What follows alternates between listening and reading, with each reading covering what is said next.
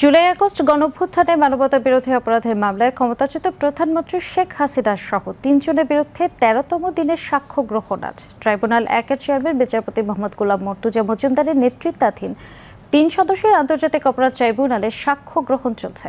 ট্রাইব্যুনালের জন্য 2 সদস্য হলেন বিচারপতি শফিউল আলম মাহমুদ ও বিচারপতি মহিতুল হক এনাম চৌধুরী।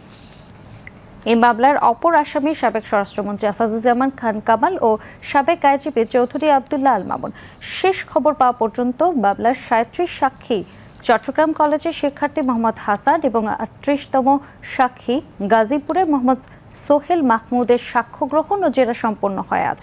সাক্ষীরা জুলাই আগস্ট গণঅভ্যুত্থানের ছাত্র জনতার উপর পুলিশ সহ আওয়ামী লীগ ও এর অঙ্গ সংগঠনের নেতাকর্মীদের হামলা এবং গুলি করে হত্যার ঘটনার বিবরণ ট্রাইব্যুনালে তুলে ধরেন। এর আগে 12 দিনের এই মামলার 81 জন সাক্ষীর মধ্যে 36 জন সাক্ষীর সাক্ষ্য গ্রহণ ও জেরা শেষ করেন ট্রাইব্যুনাল।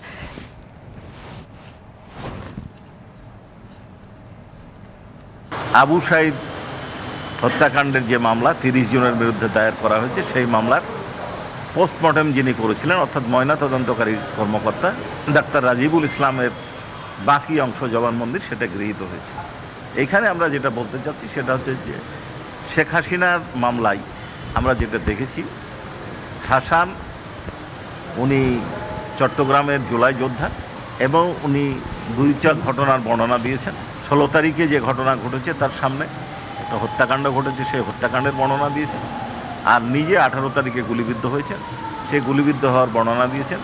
তার চিকিৎসায় বাধা দেওয়ার বর্ণনা দিয়েছেন এবং ডিফেন্স পক্ষ থেকে তাকে বিস্তারিত জেরা করা হয়েছে। অপর একজন সাক্ষী সোহেল মাহমুদ, তিনি গাজীপুরের, তার বাড়ির পাশেই ঘটনা, তিনি আন্দোলনে যোগ দিয়েছিলেন। তারপরে কারফিউ এবং মার্চ টু ঢাকা কর্মসূচির প্রেক্ষিতে কারফিউ বিবেচনায় তিনি বাড়ি ফিরে গেছিলেন। পরবর্তীতে যখন শুনেছিলেন যে শেখ হাসিনা চলে যাচ্ছে, সেই সময় যখন বিজয় মিছিল হয় সেইখানে মিছিলে উনি যোগ দিয়েছিলেন। এই সময় পুলিশ গুলি করে মিছিলটা ছত্রভঙ্গ করে দেয়। পরবর্তীতে আবার জনতা যখন একসাথে হয় সেই সময় আবারও গুলি করা হয়।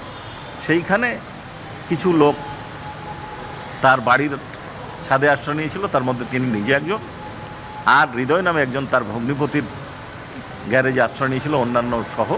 সেইখান থেকে পুলিশ তাকে ধরে নিয়ে গিয়ে পার্শ্ববর্তী যে গোরস্থান বা কবরস্থান সেইখানে গুলি করে। তারপরে তারা বাড়ি চলে যায়। রাত্রেবেলায় পুলিশ লাশ এবং অস্ত্র গোলাবারুদ সহ পালিয়ে যায় থানা থেকে। এই বর্ণনাটা উনি পরের দিন শুনেছেন, সেই বর্ণনা উনি করেছেন।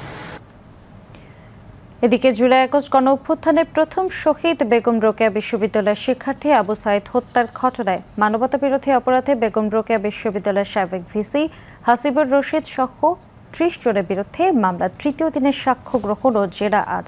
শেষ খবর পাওয়া পর্যন্ত আন্তর্জাতিক অপরাধ ট্রাইব্যুনাল 2-এর চেয়ারম্যান বিচারপতি নজরুল ইসলাম চৌধুরীর নেতৃত্বাধীন বিচারিক প্যানেলে রংপুর মেডিকেল কলেজ হাসপাতালের চিকিৎসক ডাক্তার রাজিবুল ইসলামকে আসামি পক্ষের আইজিপির জেরা চলছে। এর আগে 2 দিন 4 জন সাক্ষীর সাক্ষ্য গ্রহণ সম্পন্ন করেন ট্রাইব্যুনাল। গতকাল 2য় দিনের পর আজ 3য় দিনের সাক্ষ্য গ্রহণ ও জেরার দিন ধার্য করা হয়। এর আগে সকালে মামলায় গ্রেফতার থাকা 6 আসামিকে ট্রাইব্যুনালে হাজির করা হয়। এই মামলার অপর 24 আসামি পলাতক রয়েছে।